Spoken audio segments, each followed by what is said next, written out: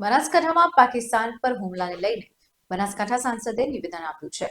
હાલ ભારત દ્વારા પાકિસ્તાન પર પ્રહાર કરવામાં આવ્યો છે, ત્યારે બનાસકાંઠાના સાંસદે જણાવ્યું કે ઓપરેશન સિંદૂર એ અભિનંદનને પાત્ર છે। વધારેમાં તેઓ કહ્યું છે કે ભારતીય આર્મીના સાહસને ખૂબ ખૂબ અભિનંદન। ભારતીય આર્મીએ આતંકીઓને જડબાતોડ જવાબ આપ્યો છે, ત્યારે ગેનીબેનની સરકાર દ્વારા ભારતીય આર્મીને અભિનંદન પાઠવ્યા છે। जय हिंद, भारत माता की जय।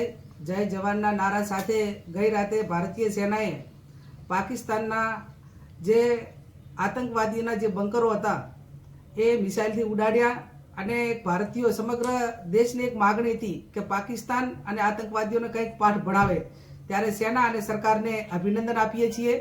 પૂરો દેશ, વિપક્ષ હોય, આમ ભારતીય હોય, સરકાર અને સેનાની સાથે છે। ત્યારે ભારતના કોઈપણ નાગરિકની સુરક્ષા એ કરવા માટેની જવાબદારી એ સેનાની હોય છે અને સેના એ રીતે જવાબદારી સંભાળી રહી છે। ત્યારે રાજ્ય સરકારના બજેટ હોય કે કેન્દ્ર સરકારના બજેટ હોય, એ ડિફેન્સ માટે કરોડો અબજોના બજેટ એ દેશની સંપત્તિ અને દેશના નાગરિકોની સુરક્ષા માટે કરીને ફાળવણી કરવામાં આવે છે।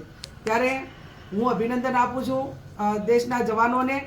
એમની મનોબળ વધારવા માટે તમામ ભારતીયો સેનાની સાથે છે। 10:30 વાગે ભારતીય સેનાના પ્રેસ કોન્ફરન્સ પણ છે અને 10:30 વાગે પ્રેસ કોન્ફરન્સમાં વિગતથી સેનાના વડા આપણને સૌને માહિતી પણ આપશે।